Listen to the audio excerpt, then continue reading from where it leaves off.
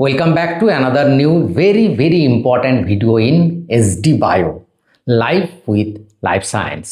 এসএসসির চেয়ারম্যান এবং তার সদস্যদের নিয়ে প্রথম বৈঠক অনুষ্ঠিত হলো আজকে, যেটা আমরা দুপুরবেলায় শুনেছিলাম। আজকে বৈঠক হবে এবং প্রেসের সামনে আসবেন এসএসসির চেয়ারম্যান, কিন্তু তিনি প্রেসের সামনে এলেন না, অর্থাৎ লাইভ টেলিকাস্ট হলো না, শুধু প্রেস বিজ্ঞপ্তি দিয়ে দিলেন। সেই বিজ্ঞপ্তিতে গুরুত্বপূর্ণ তথ্য উঠে এলো নবম দশমের ভেরিফিকেশান সম্পর্কে, নবম দশম এবং একাদশ দ্বাদশের কাউন্সেলিং সম্পর্কে, নবম দশম একাদশ দ্বাদশের নিয়োগ প্রক্রিয়া কোন দিকে গড়াচ্ছে এবং এসএসসি গ্রুপ সি গ্রুপ ডির রেজাল্ট নিয়ে, এবং এসএসসি গ্রুপ সি গ্রুপ ডির রেজাল্টটা সম্পূর্ণ নিয়োগ কতদিন যেতে পারে, তার সাথে আরও একটি তথ্য উঠে এলো, যেটা হচ্ছে ওবিসি 7% 17% নিয়ে যে জটিলতা তৈরি হয়েছে এবং 2016 এক্সটেনশন।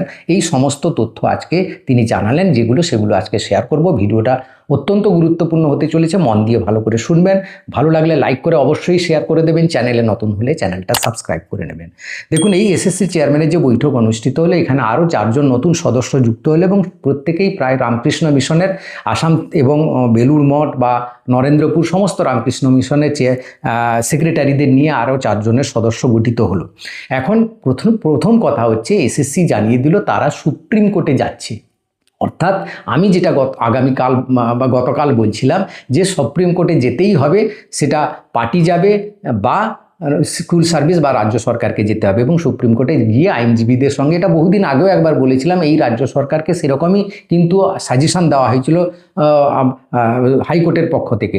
তো এখন রাজ্য সরকার বা বকলমে এসএসসি কিন্তু যাচ্ছে সুপ্রিম কোর্টে আইনজীবীদের পরামর্শ নিতে।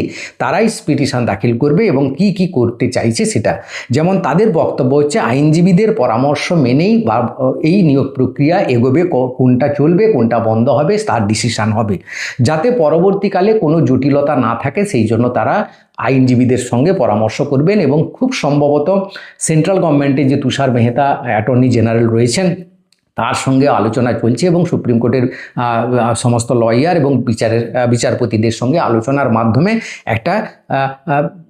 একটা মানে রেজাল্ট আনার চেষ্টা করবেন, যাতে আইনি জটিলতাগুলো দূর করা যায়। মানে এরা আইনি জটিলতাগুলো দূর করার জন্য চেষ্টা করছেন, কিন্তু সেন্টিমেন্টটা দেখছেন না, কারা ক্ষতিগ্রস্ত হচ্ছে।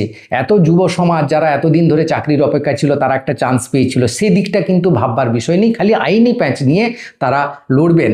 হ্যাঁ, যে প্রক্রিয়াটা এতটা এগিয়ে গিয়েছিল একদম শেষের মুখে, আর 2 মাস হলেই হয়তো পুরো নিয়োগ প্রক্রিয়া কমপ্লিট হয়ে যেত, 2-3 মাসের মধ্যে সেখানে সবাই অ্যাপয়েন্টমেন্ট লেটার পেয়ে বাড়ি চলে যেত।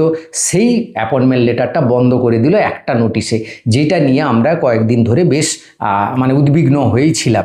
এবার ওবিসি জটিলতা নিয়ে জটটা কাটাতে চাইছে এই রাজ্য সরকার, সেই জন্য তারা সুপ্রিম কোর্টে যাবে যে ওবিসি 7% হলে কি জটিলতা মুক্ত হবে না 7% হবে। অর্থাৎ রাজ্য সরকার যে নোটিফিকেশানটা করেছে সেইটা ধরেই তারা কিন্তু এগোতে চাইছে। 7% হলে কোন জটিলতায় আটতে পারে বা 2016 ক্ষেত্রে 17% নিয়ে কি করা যেতে পারে, এই জায়গাগুলোকে মানে সুপ্রিম কোর্টের আইনজীবীদের সঙ্গে আলোচনা করে বা সুপ্রিম কোর্টের যে বিচারপতিদের সঙ্গে আলোচনা করে বা সেখানে যে পিটিশন হবে, সেই পিটিশনে যে তথ্য তারা যা সাজেস্ট করবে সেই নিয়েই এগোবে এরা। অর্থাৎ পুরো সুপ্রিম কোর্টের ঘাড়ে ঠেলে দিচ্ছেন বা পুরোপুরি দোষটা বিগত সরকারের ঘাড়ে এবং সুপ্রিম কোর্টের ঘাড়ে নিজেদের ধোয়া তুলসী পাতা হয়ে থাকতে চাইছে এই রাজ্য সরকার এবং এই এসএসসি। এবার আপাতত কাউন্সেলিং তাহলে বন্ধ থাকছে। এখন প্রশ্ন, তাহলে নবম দশমের ভেরিফিকেশান অ্যাজ ইউজুয়াল চলবে। স্কুল সার্ভিস কমিশন, অর্থাৎ এই পুরো নিয়োগ প্রক্রিয়াটা যারা নিয়োগকর্তা এসএসসি বা স্কুল সার্ভিস কমিশন, তারা আজ পর্যন্ত কোনো নোটিফিকেশান দেননি। অর্থাৎ বন্ধ কোনো কিছুই থাকছে না, শুধু স্থগিত রাখা হয়েছে কাউন্সেলিং প্রক্রিয়াটা। কারণ এরপরে জয়েন করে যাবে, জয়েনিং লেটার পাবে, রেকমেন্ডেশন লেটার হয়ে গেছে, অ্যাপয়েন্টমেন্ট লেটার পেয়ে যাবে। তো সেই প্রক্রিয়াটাকে বন্ধ, অ্যাপয়েন্টমেন্ট লেটার দিবে না এরা, এখন আপাতত বন্ধ রেখে দিল। কিন্তু নবম দশমের প্রক্রিয়াটা এগিয়ে নিয়ে যেতে চাইছে, এটার একটা ব্যাপার রয়েছে।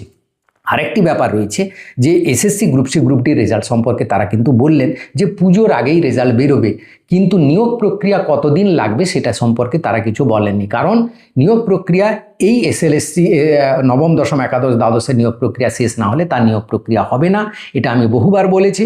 এবং এও বলেছিলাম দুদিন আগে যে পুজোর আগে হয়তো রেজাল্ট বের করে দেবে, কিন্তু নিয়োগ প্রক্রিয়া 2026-এ হবে কিনা কোনো গ্যারেন্টি নেই। জাস্ট এইরকমই কিন্তু আজকের প্রেস বিজ্ঞপ্তিতে উঠে এলো, স্কুল সার্ভিস কমিশন জানিয়ে দিল রেজাল্ট পুজোর আগে হবে।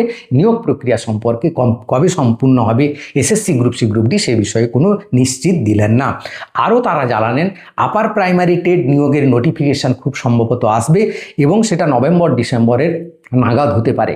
এটার একটা ব্যাপার আছে, এটা আসবে তার কারণ হচ্ছে আমাদের শিক্ষকদের নিয়ে একটা স্পেশাল টেট হবে, সেটা কিন্তু নভেম্বর ডিসেম্বরের আগেই কিন্তু সেই নোটিফিকেশান আসবে বা নভেম্বর ডিসেম্বর নাগাদ, কারণ 2026-এ একটা টেট নিতেই হবে। তো ডিসেম্বরের নাগাদ শেষমেশ একদম ধরেই নিলাম ডিসেম্বর নাগাদ একটা টেট পরীক্ষা হতে পারে, সেটা স্পেশাল টেট শিক্ষকদের জন্য হবে এবং তার সাথে সাথে আপার প্রাইমারি টেটও নিয়োগ হবে, সেটা স্কুল সার্ভিস কমিশন কিন্তু জানিয়ে দিল। অর্থাৎ টেটের একটা ভালো খবর যদিও রয়েছে, কিন্তু এই রাজ্য সরকার বা এই এসএসসির উপর লোক ভরসা করে পড়বে কি করে, কোথায় জটিলতায় আটকে দেবে কোনো ঠিক নেই। তো যে mainly SSC group C group ডির যারা কর্মী রয়েছে, যারা যোগ্য কর্মী, তাদের তো খুব চরম অবস্থায় কাটাচ্ছে দিন, কারণ তারা বেতনও পাচ্ছে না, এদের চাকরিও নেই। 2016 শিক্ষকরা যদিও বেতন পাচ্ছেন, 31 আগস্টে শেষ হয়ে যাবে, সেই নিয়ে আইনি জটিলতার কাটানোর জন্য তারা সুপ্রিম কোর্টে যাবে, সেটাকে এক্সটেনশন করা হবে, বেতনটাকে এক্সটেন্ড করাতে হবে। শুধু বড় কথা নয়, তাদের চাকরি চলে যাবে, বেতন পাবে না সেটা বড় কথা নয়, তাদের চাকরিটাই চলে যাবে 31 আগস্টের পর, তাদের চাকরি ব্রেক হয়ে যাবে। ব্রেকআপ হয়ে যাওয়া চাকরি মানে কত বড় ক্ষতি আপনারা সবাই বুঝতে পারছেন নিশ্চয়ই। পুরো সিনিয়রিটিটা নষ্ট হয়ে যাবে, 10 বছরের সিনিয়রিটি নষ্ট হয়ে যাবে, তাদের পিএফ গ্র্যাচুইটি সব জায়গায় কিন্তু আঘাত হয়ে যাবে, বিরাট বড় সমস্যায় পড়ে যাবে। তো এই আইনি জটিলতা কিন্তু বড় জটিল জায়গায় রয়েছে, এটাকে কাটাতে চাইছে এই স্কুল সার্ভিস কমিশন বা বকলমে রাজ্য সরকার বলতে পারি।